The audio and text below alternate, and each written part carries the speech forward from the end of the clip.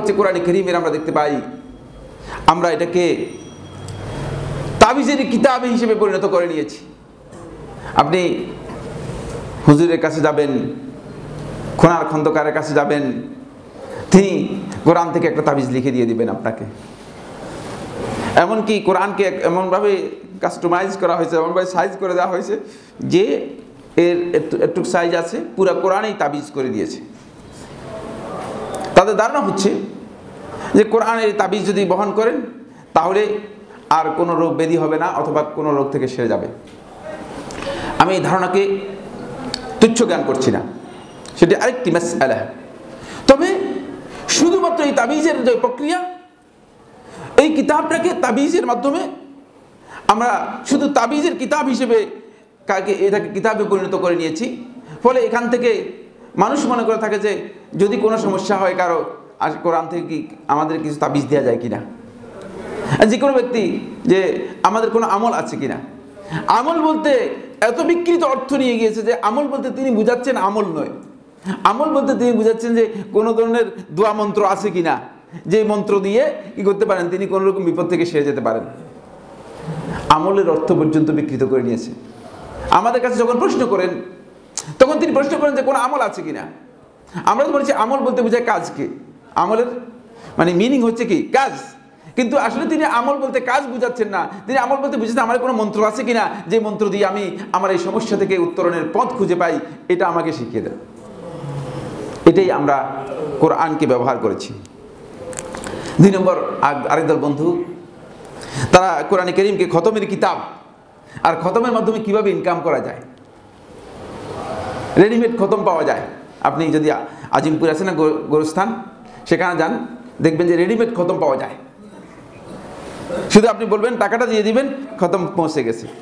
কোথায় পৌঁছে, কে পৌঁছেছে, কিভাবে পৌঁছেছে, এগুলো কেউ প্রশ্ন করে না। আহমক! এই জাতির কাছে কিতাব আল্লাহ রাব্বুল আলামিন রেখে গেলেন, আল্লাহ রাসূল সাল্লাল্লাহু আলাইহি ওয়াসাল্লাম দিয়ে গেলেন এই খতম ইনকামের জন্য, খতমের কিতাব বানানোর জন্য, এরপরে খতম করে এটাকে বিক্রি করার জন্য।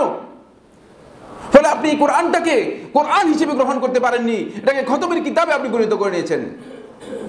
এর অর্থ এই নয়, এটা বুঝাচ্ছি না, এই ভুল কেউ বুঝবে না যে কোরআন কারীম খতম করার প্রয়োজন নেই। কোরআন কারীম আপনি খতম করবেন ইবাদত হিসেবে, কোরআন কারীম আপনি খতম করবেন বিক্রি করার জন্য। এই খতমের ইসলামের কোনো ধরনের স্থান নেই, প্রশ্নই আসে না। কোরআন কারীমকে আপনি এভাবে বিক্রি করে দেবেন কোরআন কারীমের খতমের মাধ্যমে, আর ইনকামের একটা পথ তৈরি করবেন। আরেকটি আমরা কোরআনের ব্যবহার আরেকটি কথা বলবো, সেটা হচ্ছে দেখা যায় অনেকেই এখন কোরআনের সুর এবং তাল নিয়ে ব্যস্ত। মাশাআল্লাহ, কিরাত প্রতিযোগিতা, কারি সাহেবদের সুর, মানে কে কত সুর দিতে পারেন। এখন যেহেতু মিডিয়ার মাধ্যমে মানে অনেক কিছুই কি হয়েছে, কাছাকাছি হয়ে গিয়েছে, ফলে কোন মানে ইন্দোনেশিয়াতে কোন সুর দেওয়া যায়, মালয়েশিয়াতে কোন সুর দেওয়া যায়, তারপরে মিশরে কোন সুর চলে, তারপরে আলজেরিয়াতে কোন সুর চলে, এই সব কিছুই মানে এখন কোরআনকে কিভাবে আমরা সুর দিতে পারি, এটা একটা প্রতিযোগিতায় পরিণত হয়েছে। সুর দেওয়া যায়, আমি এই কথা বলছি না যে আপনি সুর দেবেন না, কিন্তু এটা এখন এই প্রতিযোগিতায় চলে গিয়েছে। এই কিতাব যে কিতাবের যে উদ্দেশ্য রয়েছে, সেই উদ্দেশ্যের সাথে কিতাবের কোনো সম্পর্কই নেই। শুধু কিভাবে তেলাওয়াত আর কেরাত, তেলাওয়াত আর কেরাতের বিষয়ে আমরা অনেক বেশি মানে মেতে উঠেছি। কেরাত প্রতিযোগিতায় লক্ষ লক্ষ টাকা খরচ করা হচ্ছে, কিন্তু এমন কারিও রয়েছেন যিনি কিছুই বুঝেন না। এমনকি সূরাতুল ফাতিহার মিনিং পর্যন্ত, এর অর্থ কি, এর দিক নির্দেশনা কি, এটা তিনি বুঝেন না। আরেকটি হচ্ছে কোরআনে কারীমকে শুধু বরকতের কিতাব, ঘরের মধ্যে রাখলে বরকত, গাড়ির মধ্যে রাখলে বরকত।